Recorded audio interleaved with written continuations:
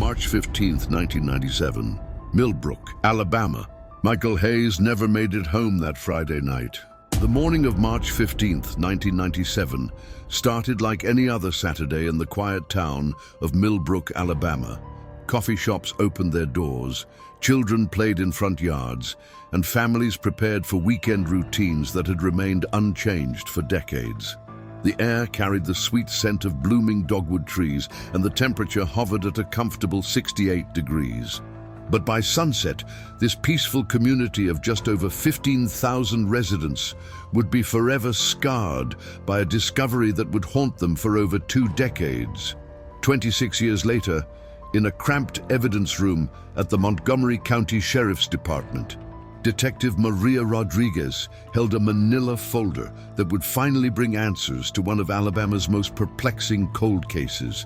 The folder contained DNA results that had taken months to process through the combined DNA index system. Results that would shock a community and reveal a truth so disturbing that even seasoned investigators with decades of experience struggled to comprehend it. This is the story of Michael Brandon Hayes, a 23-year-old construction worker whose life was brutally cut short on that March evening in 1997. Born and raised in Millbrook, Michael was known throughout the community as a hard-working young man with dreams of starting his own construction business. It's a story of an investigation that went cold despite the best efforts of law enforcement, a family that never stopped searching for answers, and a killer who thought they had committed the perfect crime. For over 2 decades, the Hayes family lived with unanswered questions that consumed their daily lives. Michael's mother, Patricia, would drive past the construction site where her son's body was discovered, wondering who could have done such a thing to her boy. His younger brother, David, grew up in the shadow of an unsolved murder, watching his parents age with grief while the killer walked free somewhere in their community. The family held annual memorial services, distributed flyers with Michael's photo, and never missed an opportunity to remind the public that his case remained unsolved. The case that would become known as the Millbrook construction site murder began when Michael failed to return home from his evening shift at Henderson Construction Company. His supervisor, James Mitchell, had last seen him around 6:30 p.m. on Friday evening, cleaning equipment near the company's storage shed located on the outskirts of town. Michael was scheduled to work overtime that weekend, preparing for a major residential project that was set to begin the following Monday. When Michael didn't show up for his Saturday morning shift at 7 a.m., Mitchell immediately knew something was wrong. What happened next would launch one of the most extensive investigations in Montgomery County history, involving dozens of detectives, hundreds of interviews, and thousands of hours of police work. The initial search effort included K-9 units, helicopter surveillance, and volunteers from across central Alabama. Yet despite their best efforts, the case would remain unsolved for 26 years, becoming a haunting reminder of justice delayed and a source of frustration for multiple generations of law enforcement officers. The breakthrough came not from traditional detective work, but from advances in DNA technology that didn't exist in 1997. The same genetic material that had been carefully preserved in evidence bags for over 2 decades would finally reveal the identity of Michael's killer through genetic genealogy techniques that revolutionized cold case investigations across the United States. The process involved uploading the unknown DNA profile to public genealogy databases and building family trees to identify potential suspects. But this story isn't just about solving a cold case through scientific advancement. It's about the ripple effects of violence in small-town America, where everyone knows everyone and trust forms the foundation of community life. It's about the persistence of a family that refused to give up hope despite years of dead ends and false leads. It's about the dedication of law enforcement officers who never forgot about Michael Brandon Hayes, even as new cases demanded their attention and resources. The killer had been hiding in plain sight for 26 years, living among the very people who mourned Michael's death and demanded justice. They had attended community events, shopped at local stores, worked alongside Michael's friends and family members, and maintained the facade of a normal life while carrying the secret of what they had done on that March evening in 1997. The revelation of their identity would shake the community to its core and force residents to question everything they thought they knew about their neighbors. As we uncover the truth behind this decades-old mystery, we'll explore how a single act of violence can fracture a community's sense of security, how cold cases never truly die in the hearts of those left behind, and how modern science can finally bring justice to those who thought they had escaped it forever. We'll examine the investigation's missteps, the technological breakthroughs that made solving the case possible, and the emotional toll on everyone involved. This is the story of the Millbrook construction site murder, a case that proves that no matter how much time passes, how carefully a killer covers their tracks, or how cold a trail becomes, the truth has a way of surfacing when you least expect it. In 1997, Millbrook, Alabama was the kind of place where people still left their doors unlocked at night, and children rode their bicycles freely through tree-lined neighborhoods until the streetlights came on. Located just 14 miles north of Montgomery, this small city of 15,000 residents prided itself on being a safe haven from the urban problems that plagued larger cities across the South. The economy was thriving thanks to a boom in residential construction. New subdivisions were sprouting up along Highway 14, bringing young families seeking affordable homes and good schools. The unemployment rate hovered around 3%, well below the national average, and local businesses were expanding to meet the demands of a growing population. Friday night high school football games at Stanhope Elmore High School drew crowds that represented nearly a quarter of the town's population. Michael Brandon Hayes embodied everything that made Millbrook special in the late 1990s. Born on August 12, 1973, he was the eldest son of Patricia and Robert Hayes, a family that had called Millbrook home for 3 generations.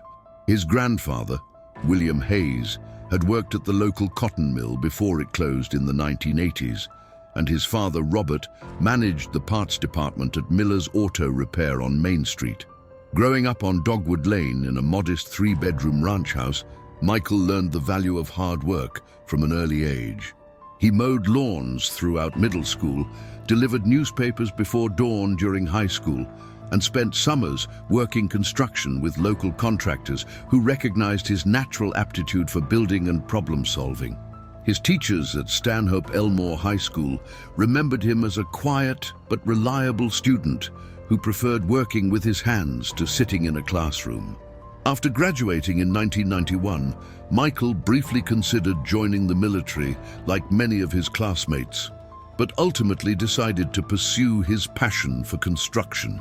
He enrolled in a 2-year program at Alabama Southern Community College, studying construction management while working part-time for various contractors around Montgomery County.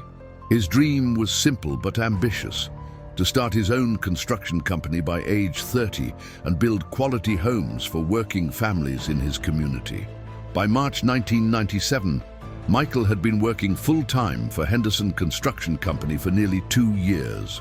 The company, owned by veteran contractor Dale Henderson, specialized in residential construction and had built some of Millbrook's most desirable neighborhoods. Michael had quickly earned a reputation as one of Henderson's most dependable workers, often volunteering for overtime shifts and helping train newer employees. Standing 6 feet tall with sandy brown hair and calloused hands that told the story of honest labor, Michael was well liked by his co-workers and respected by his supervisors. He drove a 1989 Ford F-150 pickup truck that he had purchased used and meticulously maintained, often spending weekends in his father's garage, performing routine maintenance and minor repairs. Michael's personal life was as stable as his professional one. He had been dating Rebecca Martinez, a nurse at Baptist Medical Center, Montgomery, for 8 months. The relationship was serious enough that they had begun discussing marriage and had looked at engagement rings together just weeks before his death. Rebecca often visited the Hayes family home for Sunday dinners, and Patricia Hayes had begun treating her like the daughter she never had. The young man's routine was predictable and comforting in its simplicity. He woke each morning at 5:30 a.m., shared coffee with his father before Robert left for the auto shop, and arrived at the Henderson construction office by 6:45 a.m. After work, he would often stop by Miller's Auto Repair to help his father close up shop, then head home for dinner with his family. Evenings were spent either with Rebecca or working on his truck in the garage while listening to country music on an old radio. Michael's weekends followed a similar pattern. Saturday mornings meant overtime work when available, followed by lunch with Rebecca and afternoon visits with his maternal grandmother, Eleanor, who lived in a retirement community in nearby Prattville. Sunday was reserved for family, church at Millbrook Baptist, and preparing for the week ahead. This was the life that Michael Brandon Hayes had built for himself in Millbrook, Alabama. It was a life filled with promise, surrounded by people who loved him, in a community that seemed immune to the violence that plagued other parts of the country. It was a life that would be brutally cut short on a Friday evening in March, forever changing not just the Hayes family, but an entire community's sense of security and innocence. Friday, March 14th, 1997, began as an ordinary workday for Michael Brandon Hayes. He arrived at Henderson Construction Company at his usual time of 6:45 a.m., grabbed his hard hat and tool belt from his locker, and joined his crew for the morning briefing. The team was preparing for a major residential project scheduled to begin the following Monday, and Supervisor James Mitchell had asked for volunteers to work overtime that evening to ensure all equipment was properly maintained and organized. Michael immediately volunteered for the extra hours.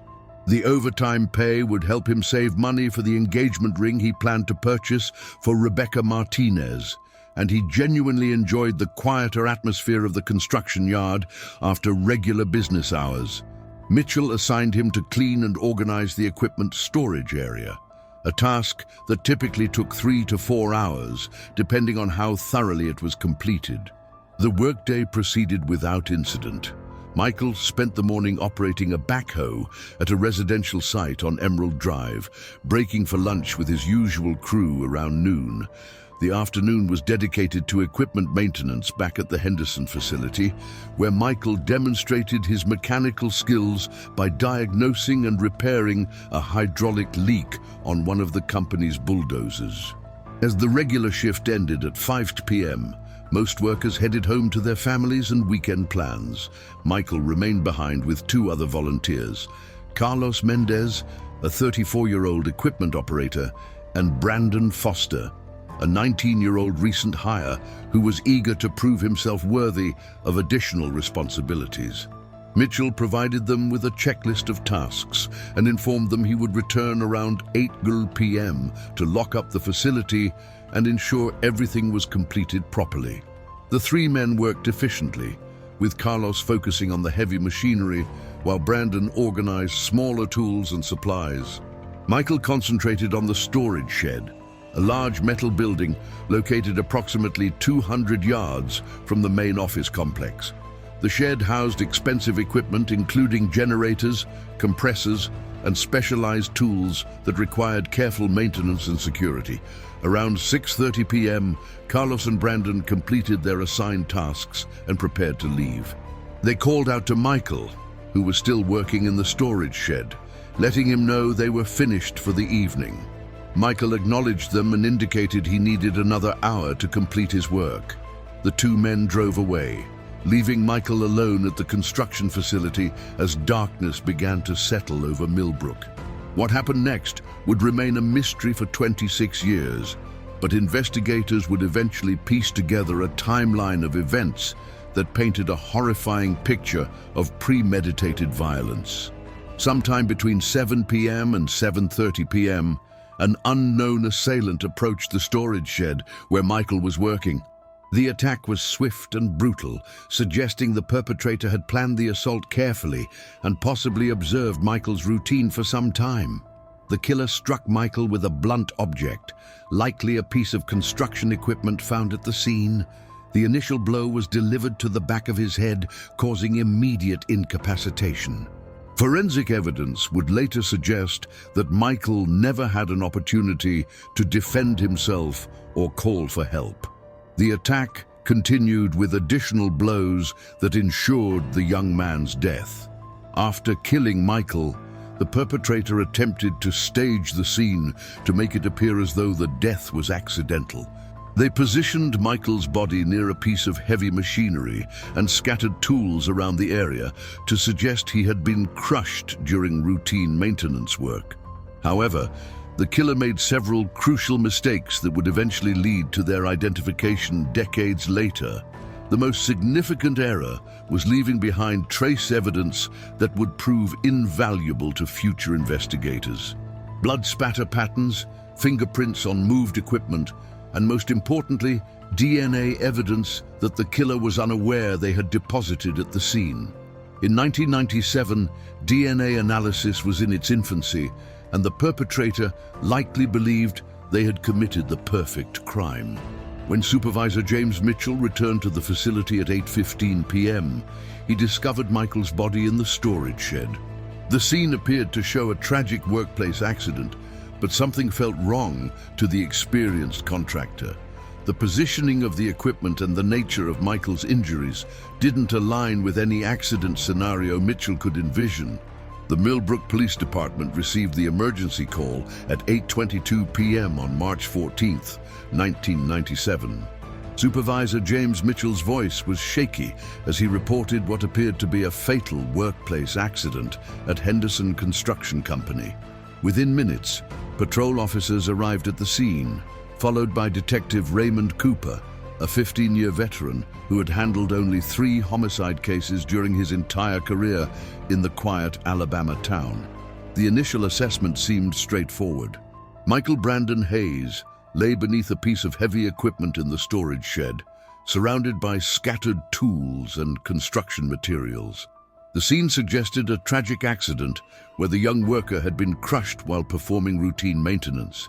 Detective Cooper spent less than 2 hours at the scene before releasing it back to Henderson Construction, a decision that would haunt the investigation for decades. The first critical error occurred within hours of the discovery. Cooper failed to properly secure the crime scene, allowing Henderson employees to clean and reorganize the storage shed the following Monday morning. Crucial evidence was inadvertently destroyed or contaminated before forensic specialists could conduct a thorough examination. Blood spatter patterns were wiped away, fingerprints were obscured, and the precise positioning of equipment was altered beyond recognition. Montgomery County Coroner Dr. Elizabeth Warren performed the autopsy on March 17th, 3 days after Michael's death. Her findings immediately contradicted the workplace accident theory. The pattern of injuries, particularly the multiple blunt force trauma wounds to Michael's head, were inconsistent with being crushed by machinery. The angle and severity of the wounds suggested deliberate assault rather than accidental death. Dr. Warren's report prompted Detective Cooper to reclassify the case as a homicide investigation, but valuable time had already been lost. The crime scene had been compromised, potential witnesses had scattered, and the killer had gained a crucial head start. Cooper assembled a small investigative team, but their lack of experience with complex murder cases became apparent immediately. The investigation's second major misstep involved the handling of potential suspects. Cooper focused heavily on Michael's co-workers, particularly Carlos Mendez and Brandon Foster, the 2 men who had left the construction site shortly before the murder. Both men were subjected to intense questioning and polygraph examinations. Despite having solid alibis and no apparent motive for harming Michael, Carlos Mendez became the primary suspect after failing a polygraph examination administered by an inexperienced technician. The test results were later determined to be unreliable due to language barriers and the examiner's lack of proper certification. However, Cooper pursued Mendez relentlessly for 6 months, alienating the immigrant community and creating tension within Henderson Construction Company. Meanwhile, the real killer remained free and undetected. Cooper's tunnel vision prevented him from exploring other possibilities, including the theory that Michael might have been targeted by someone outside his immediate work circle. The detective dismissed suggestions from Michael's family that the young man had mentioned feeling watched or followed in the weeks before his death. The investigation's third critical failure involved the mishandling of physical evidence. DNA technology was emerging in 1997, but the Millbrook Police Department lacked the resources and expertise to properly collect and preserve genetic material. Blood samples from the scene were stored improperly, and several pieces of potential evidence were lost or mislabeled during the transfer to the State Crime Laboratory. Cooper also failed to conduct thorough background checks on all individuals who had access to the Henderson construction facility. The company employed dozens of workers, subcontractors, and delivery personnel who regularly visited the site. Security was minimal, and the storage shed where Michael was killed was easily accessible to anyone familiar with the facility's layout. As months passed without an arrest, public pressure mounted on the Millbrook Police Department. Local media criticized Cooper's handling of the case, and the Hayes family hired a private investigator to conduct an independent review of the evidence. The private investigator, former FBI agent Marcus Williams, identified numerous procedural errors and missed opportunities within weeks of beginning his review. By early 1998, the Michael Hayes murder investigation had stalled completely. Cooper had exhausted his limited leads, alienated key witnesses, and failed to develop any viable suspects beyond the discredited Carlos Mendez theory. The detective requested assistance from the Alabama Bureau of Investigation, but budget constraints and competing priorities meant that only minimal resources were allocated to the case. The investigation's failures extended beyond individual mistakes to systemic problems within the Millbrook Police Department. The agency lacked proper training in homicide investigation techniques, had inadequate evidence storage facilities, and maintained poor relationships with state and federal law enforcement agencies that could have provided crucial assistance. By the spring of 1999, the Michael Brandon Hayes murder investigation had officially gone cold. Detective Raymond Cooper retired from the Millbrook Police Department, taking with him any institutional knowledge about the case's early missteps. The evidence boxes were relegated to a dusty corner of the department's storage facility, where they would remain largely untouched for the next 2 decades. The Hayes family refused to let their son's memory fade into obscurity. Patricia Hayes became a fixture at city council meetings, demanding updates on the investigation and pushing for additional resources to solve her son's murder. She organized annual memorial services at Millbrook Baptist Church, where hundreds of community members gathered to remember Michael and renew their commitment to finding his killer. Robert Hayes channeled his grief into action, establishing the Michael Hayes Memorial Fund to assist other families dealing with unsolved crimes. The fund provided financial support for private investigators and forensic experts when local law enforcement resources proved insufficient. Over the years, the Hayes family spent their life savings pursuing leads and hiring specialists, but each effort ended in disappointment. The impact on Millbrook's sense of security was profound and lasting. Parents began driving their children to school instead of allowing them to walk. Businesses installed security systems for the first time in their history. The Henderson Construction Company struggled to maintain its workforce as employees left for jobs in other towns, unwilling to work at a site where a brutal murder had occurred. Rebecca Martinez, Michael's girlfriend, left Millbrook 6 months after his death, The constant reminders of their shared plans and the community's inability to find justice proved too overwhelming. She moved to Atlanta, where she eventually married and started a family, but friends reported that she never fully recovered from the trauma of losing Michael in such a violent and senseless manner. Detective Cooper's replacement, Lieutenant Kevin Barnes, inherited the cold case file in 2001. Barnes made several attempts to revive the investigation, re-interviewing witnesses and reviewing evidence with fresh eyes. However, the passage of time had degraded both physical evidence and witness memories. Key pieces of evidence had been lost or contaminated, and several potential witnesses had moved away from the area or died. The case received periodic attention from local media, particularly around the anniversary of Michael's death. In 2007, the Montgomery Advertiser published a comprehensive retrospective on the 10-year-old murder, highlighting the investigation's failures and the family's ongoing quest for justice. The article generated several new tips, but none led to significant breakthroughs. Technology advances in the 2000s offered new hope for solving cold cases through DNA analysis. The Alabama Department of Forensic Sciences began reviewing old evidence using improved testing methods, but the Michael Hayes case remained problematic due to the poor preservation of biological samples from the original crime scene. By 2015, the case had been assigned to 3 different detectives, each bringing their own theories and approaches. Detective Amanda Foster, no relation to the original witness Brandon Foster, conducted the most thorough review since the initial investigation. She digitized all case files, re-interviewed surviving witnesses, and submitted every available piece of evidence for modern forensic analysis. Foster's efforts yielded some progress, including the recovery of previously overlooked DNA evidence from Michael's clothing. However, the genetic profile obtained was incomplete and insufficient for comparison with existing databases. The case remained officially open but inactive, with Foster moving on to more pressing investigations while keeping the Hayes file on her desk as a constant reminder of unfinished business.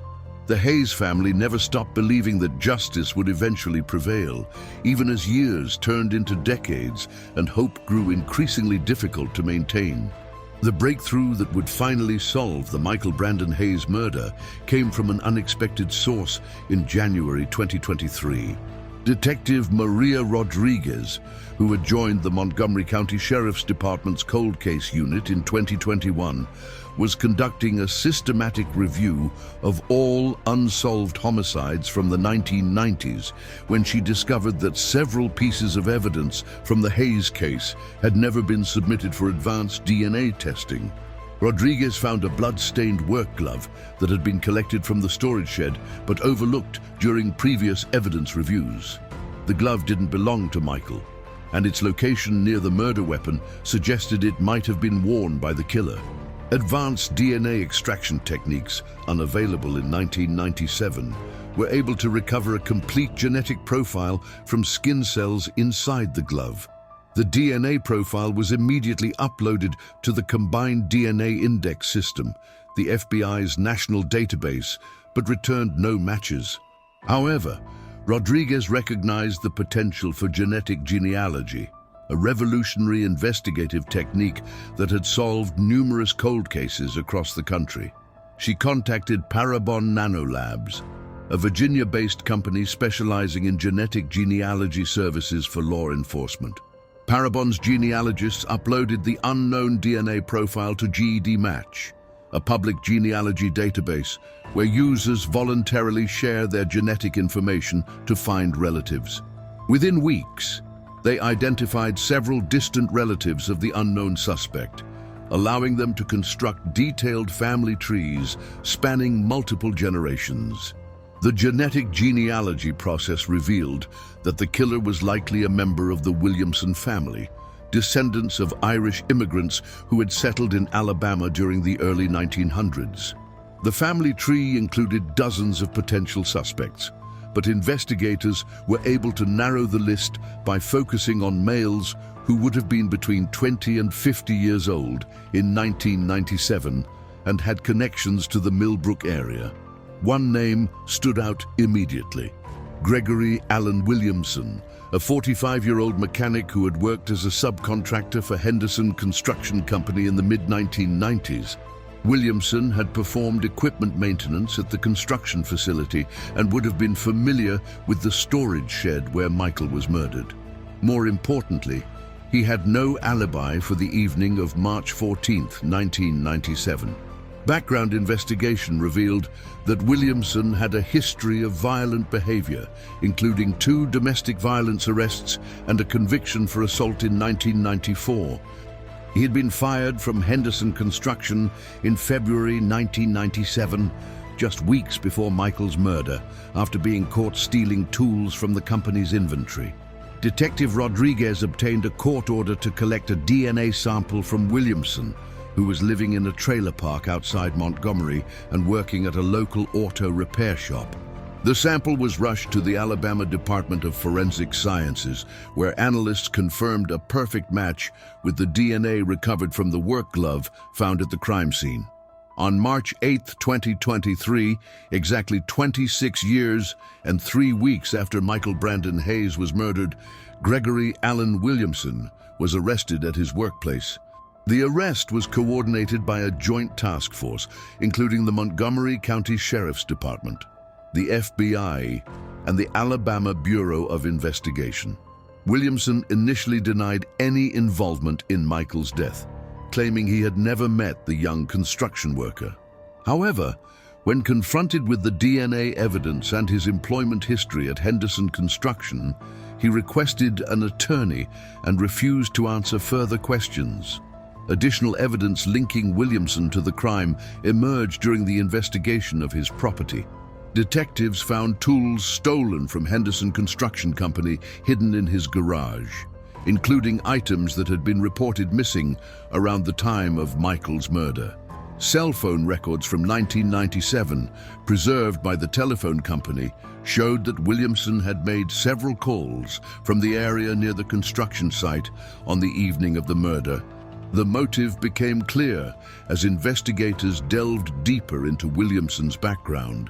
He had harbored resentment against Henderson Construction after being fired for theft and had specifically blamed Michael for reporting his suspicious behavior to management.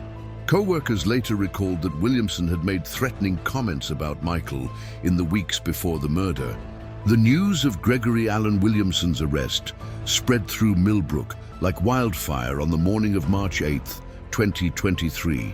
Local television stations interrupted regular programming to report the stunning development in the 26-year-old murder case that had haunted the community for more than 2 decades.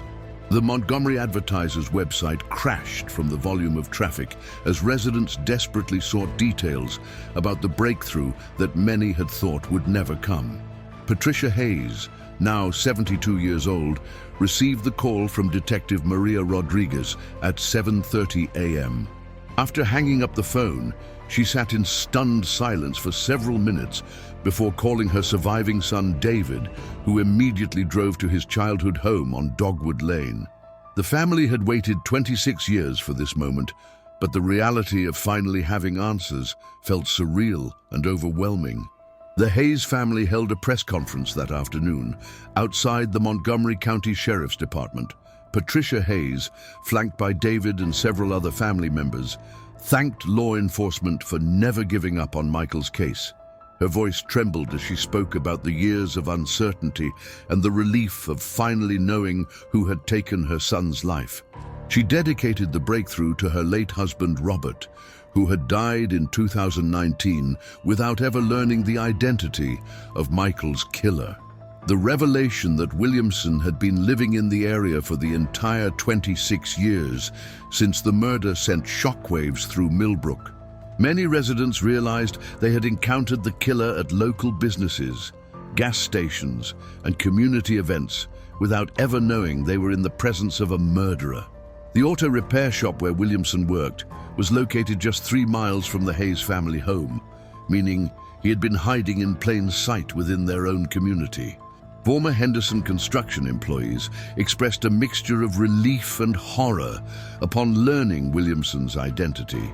Several workers recalled his angry demeanor and threatening behavior in the weeks before his termination.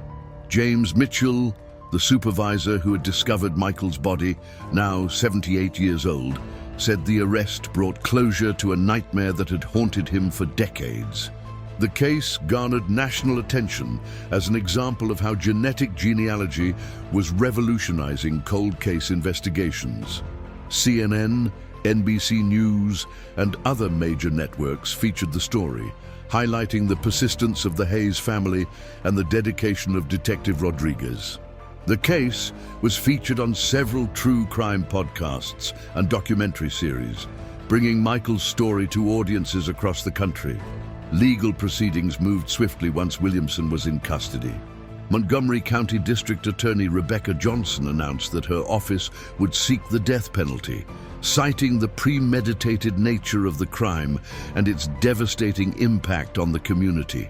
Williamson's defense attorney attempted to negotiate a plea agreement, but the Hayes family insisted on a full trial to ensure all details of the crime were made public. The trial began in September 2023, drawing extensive media coverage and packed courtrooms. Prosecutors presented overwhelming evidence, including the DNA match, stolen tools found at Williamson's property, and testimony from former co-workers about his threats against Michael. The defense offered no alternative theory of the crime, instead focusing on challenging the reliability of genetic genealogy evidence. After 3 days of deliberation, the jury found Gregory Allen Williamson guilty of capital murder. The same jury recommended life in prison without the possibility of parole, sparing him from the death penalty due to the passage of time since the crime. Judge William Crawford sentenced Williamson to life imprisonment, ensuring he would never again walk free in the community he had terrorized. The conviction brought a sense of closure to Millbrook that many residents had thought impossible. The annual memorial service for Michael Hayes in March 2024 took on a different tone, celebrating justice served rather than mourning an unsolved crime. The Hayes family announced plans to establish a scholarship fund in Michael's name for students pursuing careers in construction and law enforcement. Detective Rodriguez received commendations from multiple law enforcement agencies for her work on the case. She became an advocate for genetic genealogy techniques and helped train other investigators in cold case methodologies. The success of the Hayes case led to increased funding for the Montgomery County Cold Case Unit and the resolution of several other long-dormant investigations. The story of Michael Brandon Hayes serves as a powerful reminder that justice, though sometimes delayed, can ultimately prevail.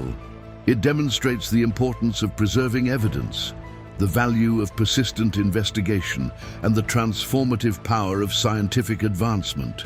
Most importantly, it honors the memory of a young man whose life was cut short, but whose legacy inspired a community to never stop seeking the truth. In Millbrook, Alabama, the name Michael Brandon Hayes will forever represent hope, perseverance, and the unshakable belief that every victim deserves justice, no matter how long it takes to achieve.